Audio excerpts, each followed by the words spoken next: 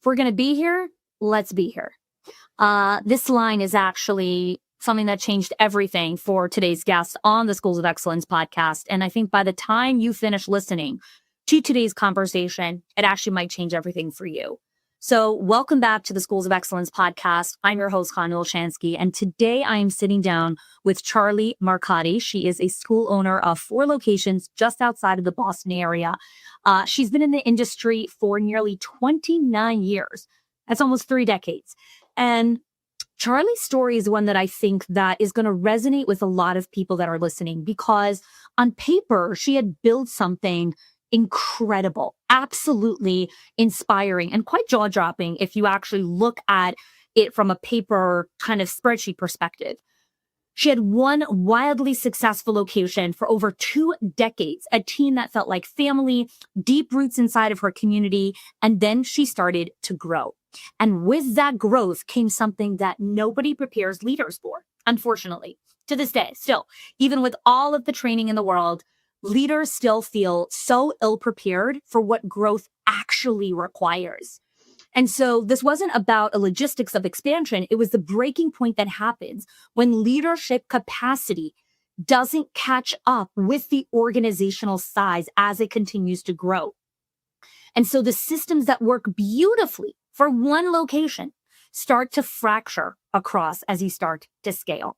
My name is Charlie Marcotty. I own 4 locations outside the Boston area. I've been doing this for almost 29 years. And the last 5 years, 5 or 6 years, I guess, we grew, like quadrupled in size. So went from having one really super successful location for the first 25 years, and then all of a sudden just expanded to these other locations. And that has brought a host of challenges and sometimes regrets and sometimes excitement and sometimes pride. This past year in particular has just been incredibly challenging, with all kinds of crises that we had never experienced in the previous 28 years. All of a sudden, they came out in spades. So, and they were at every single level. So financial, on the educator level, on, the leadership level, just, interpersonal, everything. So. Yeah, thank you. So there's so much I want to unpack here, and we'll kind of zoom back to a couple things that you said here in the introduction, but I want to get started with, you had reached out, I can't even remember exactly the time, a bit ago. What was that initial moment of why you reached out? What were you curious about, and what you were hoping to do together? So a year ago, we were really looking to focus on enrollment and increasing enrollment. I had kind of a great setup for my team, and it was going to be my job to really look at enrollment. I subscribed to one of your enrollment webinars, and then you reached out afterwards and said, let's talk about it. And in that discussion, you introduced the 5-gear concept to me, which really resonated with me, and decided to commit to working on the 2 most important gears, which were enrollment and financials for us last year, and spend a year doing that. Yeah. That didn't work out. Exactly. Tell us why. Because then things started to explode. And we had 8 incidents or allegations of abuse and neglect. We'd had 1 in 28 years. We had 8. We had, financial disasters. We went through 4 directors in one location in 3 months, and 50% of the staff left. We had high-level leadership that said, I can't do this anymore, and wanted to leave, and some left. This past year, Charlie experienced what she describes as crisis after crisis. 8 abuse and neglect allegations after just 1 in 28 years. 4 directors at a single location in 3 months. 50% staff turnover. High-level leadership walkouts. Financial disasters and a leader, Charlie herself, waking up in the middle of the night wondering if she even wanted to keep doing what she was doing.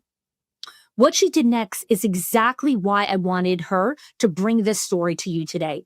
I want you to listen to how Charlie describes the moment things started to spiral, because I think it will sound uncomfortably familiar. It was fire after fire, crisis after crisis. I was in classrooms covering breaks. I was driving, most of my time, as we all were. I was driving down, 7 o'clock in the morning to open a school. And so the luxury of working on enrollment and financials just went completely out the window. And it was about survival rather than thriving. This is survival mode. So many of you know exactly what that feels like. And here's what I want you to understand about survival mode. It is not just exhausting. It is expensive, and not in the terms of financial spreadsheet. It costs you when you're putting out fires all day. It costs you emotionally, mentally, spiritually, relationally, because it's not only that you're not growing and not leading, it's costing you in other areas of your life. The cost is high. The thing about survival mode is that it doesn't announce itself. It creeps in very, very slowly. You stop having meetings. You start communicating by text message. You tell yourself that you'll get strategic work next week or the week after. The next week becomes the next month. The next month becomes the next year. And suddenly you look up and everything feels like it's being held together by duct tape and a prayer. This is where Charlie was. And the shift didn't come from a dramatic moment. It came from something much smaller and much more powerful. It came from installing rhythms. And it's what I talk about extensively in my book, This Can't Be Normal. The most fundamental shift that happened after conversation with you was around those rhythms, those fundamental rhythms. And when all hell is breaking loose around you, how do you ensure that you're going to, that like it doesn't break everything apart? And so talking about that with my team, and that really resonated for them as well.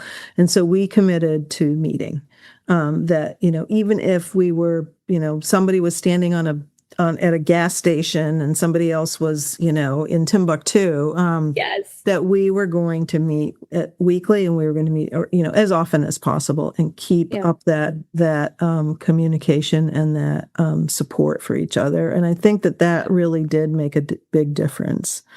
Where are some of the ways that you saw it specifically, right? Because again, we always want one heroic thing to fix everything. But what you noticed is the predictable, small, steady meetings is what actually created outweighed results. So where are some of the places that you spotted it most?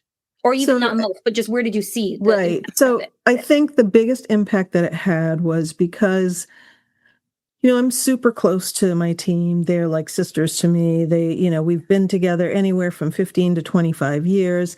I literally have my sister and my husband and the sister of my ex-partner, who is like my own sister, who are all employees, right? It doesn't matter. They still are afraid to tell me the truth. They still I can blink wrong and they get hysterical about it. When Charlie and I started working together, the first thing we looked at wasn't enrollment numbers or financials. It was communication. Specifically, when does your team actually talk to each other? Not by text, not by email, not by drive-by conversations in the hallway or outside of the bathroom. When is there real, dedicated, protected connection in conversation? There are a lot of things that you can talk about in a conversation. Logistics, operations, numbers, all the utility of the building. You could talk about a lot and be communicating, but you're not connecting, okay? You're not having connection.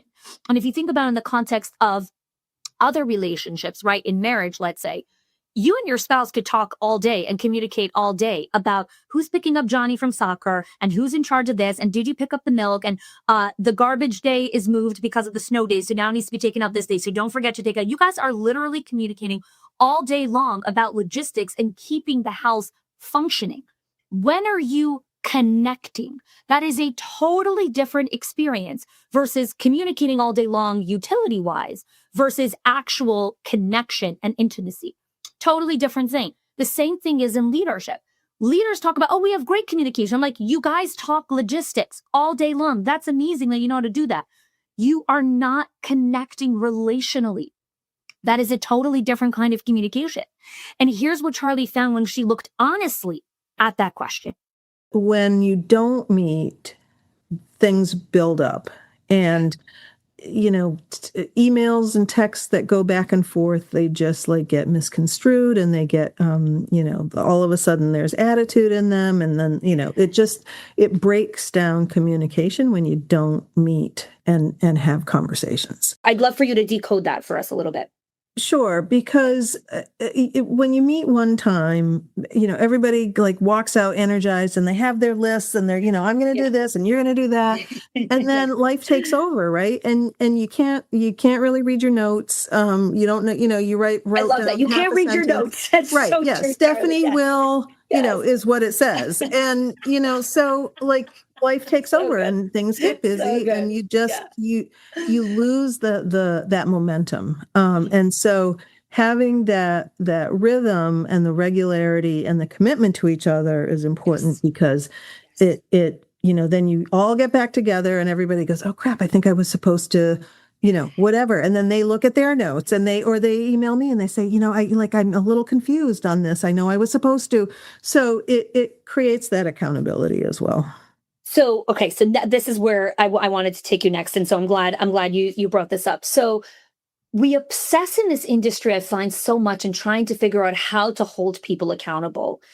And what you noticed here with this repeated rhythm of enrollment was that container in itself created a force function of accountability, where people are coming forward and saying, I was supposed to do this, I didn't do this, or they're coming to you, right? And so how did that shift the internal structure or culture of the organization, that accountability became a byproduct of installing that rhythm? This is something I see over and over again with leaders that I work with. We underestimate how much damage is done in the silence between conversations. I'm going to say it again. We underestimate how much damage and trust erodes in the silence between connection and conversation. So Charlie made these meetings non-negotiable. Not when it's convenient, not when people are in the mood, not when we remember, not when we're fully staffed. Non-negotiable. Non-negotiable every single week, no matter what. Even if someone was pumping gas, they had to log in via Zoom into that meeting. Even if someone was working remotely, you show up. And here's what happened when she did that consistently, predictably, and reliably. Consistently, predictably, and reliably. That is rhythm-based leadership. I think the power of that rhythm is, number one, you're showing people, you're demonstrating to people that their voices matter, their minds are important, that it's a collaborative process. We need to stop normalizing dysfunction. We need to stop normalizing that success should feel like survival. It should not. This is what Charlie installed inside of her center. So just getting those people together, and again, giving them the message that you're important, your voice matters, you're out in the sites every day, or you're, in your home in, another state, working hard. I want to hear what you have to say. I want to let's talk about new initiatives, or let's just, talk about how stressful this month was and what we're going to do to take care of ourselves. It's that connection. Connection is just so important. I think introducing that concept of a rhythm and a non-negotiable rhythm felt like relief to them, of yes, wait, yes, this does feel really good. I want to commit to that, instead of everybody kind of going, oh God, do we have to meet again? Recognizing the value to that and making the commitment themselves. Charlie showed her team relief on the other side of this. And so the meeting stopped feeling like a drag or just something else they have to do, or why bother? I have so many other fires to put out. I don't have time to do this. I have so many other important things I have to take care of. And now they started finding restoration and safety inside of this container, inside of this rhythm that she created, a safe space where things actually move forward. And so they get momentum in the meeting instead of getting momentum from putting out fires and urgency. They get momentum from the meeting. Ooh, that's a completely different story. That is the power of rhythm-based leadership. That is the power of rhythm-based leadership. But here's what I really want you to understand, okay? None of these rhythms would have taken hold if Charlie hadn't made the shift in herself first. She had to shift, because you can install all the meeting structures in the world, all the systems, all the US, all the processes, all the checklists, all the spreadsheets, all the SOPs, every single piece of software in the world. If the leader who is running all of this is not attuned and present and fully committed and fully honest about where they are, none of this works. None of this works. It is not infrastructure. It is Band-Aids all day long, and expensive Band-Aids. Charlie had her reckoning moment. She had her rock bottom reckoning moment. And I want you to hear it in her own words. I realized that for the whole year, pretty much, I had just been phoning it in. That, I was ambivalent about whether I wanted to stay in the role. I was thinking about, I would wake up in the middle of the night and think, I got to get out. I'm done with this. This is not working for me anymore. But what that means is I was shortchanging the organization, and I was shortchanging the potential, because I'm in it.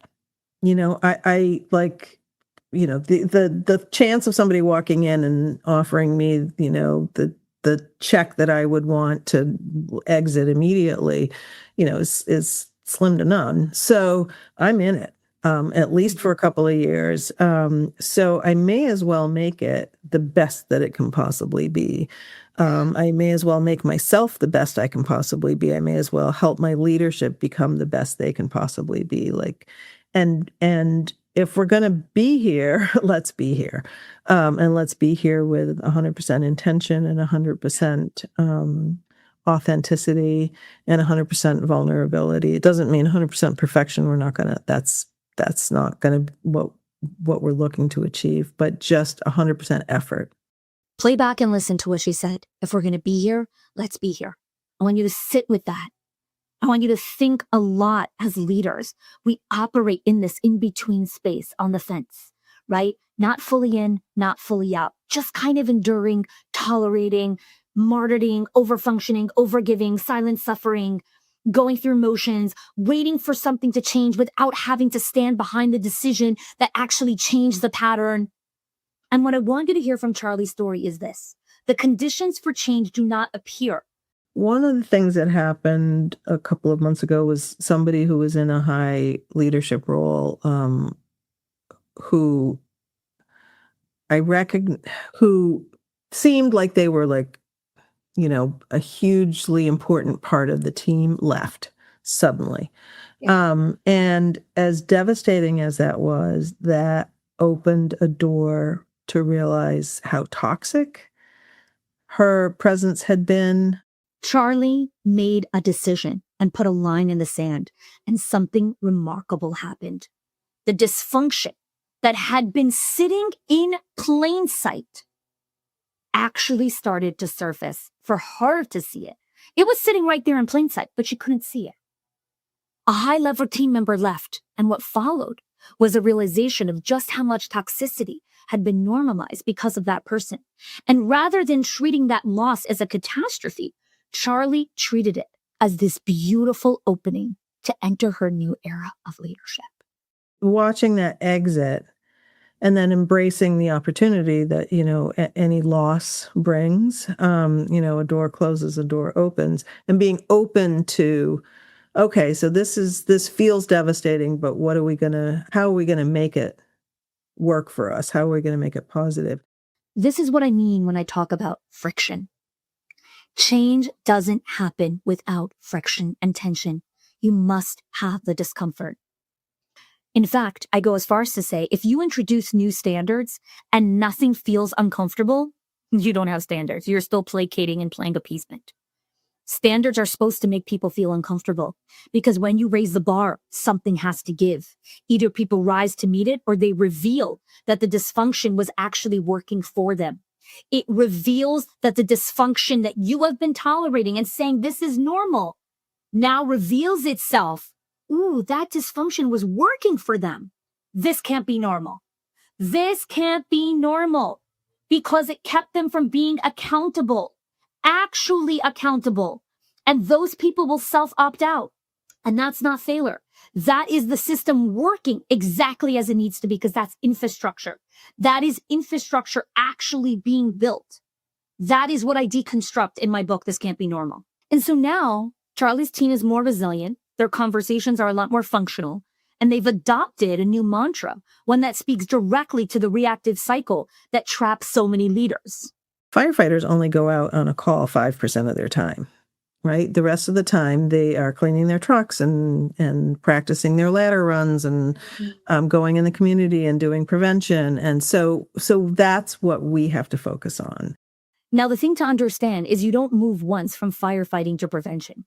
You don't make a one-time decision and now you're going to be proactive instead of reactive. That's not how it works. That's the arc of Charlie's story.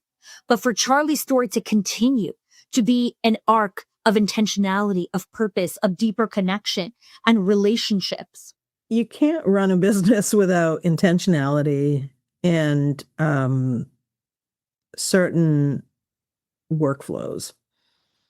And nothing is set it and forget it. Nothing is set it and forget it. The rhythms, the meetings, the check-ins, they only work if you keep returning to them. And that's the whole point. That's the power and restorative power of rhythm. Not in the one big initiative or the one big push or the one big pace bonus or the one big pay scale. It's not in the heroic moments. It's in the return. It's showing up again and again and saying, this matters, and I'm not going to stop showing up for it. It matters. I want to stay in the game. I want to stay in the game. So if Charlie's story resonated with you, I want you to reflect on it. And I have a couple of questions for you. Where do you feel like you're still holding the invisible weight of leadership by yourself? Where are you relying on personality and heroics instead of returning to rhythm? Where does your school look stable on the outside, but feels very fragile underneath? If you want to build infrastructure that holds, even when you're tired, even when you're not in the room, that's exactly the work that we do inside of our Leadership HQ program. HQ is for leaders who are done surviving their own organizations and they're ready to install infrastructure, which are standards, ownership, and rhythms that actually create predictable safety, profitability, and growth. You can apply. The link is in the comments. And if you're serious about leading differently this year, I really want to invite you to apply. Also, if you have not had a chance yet to pick up our book, This Can't Be Normal, it is available worldwide wherever books are sold at thiscan'tbenormal.com. Thanks for joining me. If you are loving the Schools of Excellence podcast and have gotten any value out of it for your school, I would love if you can do two things for me. One, subscribe to the show so you never miss an episode. And two, can you please leave us a review? Reviews help other school leaders know that this is the place to learn how to build a school of excellence. And I would be so grateful if you can do that for us. Your help and support makes this show to be able to be listened by the thousands of other school leaders all around the world. Thanks so much for listening, for giving us your time and attention each and every week. And I appreciate that you have joined us.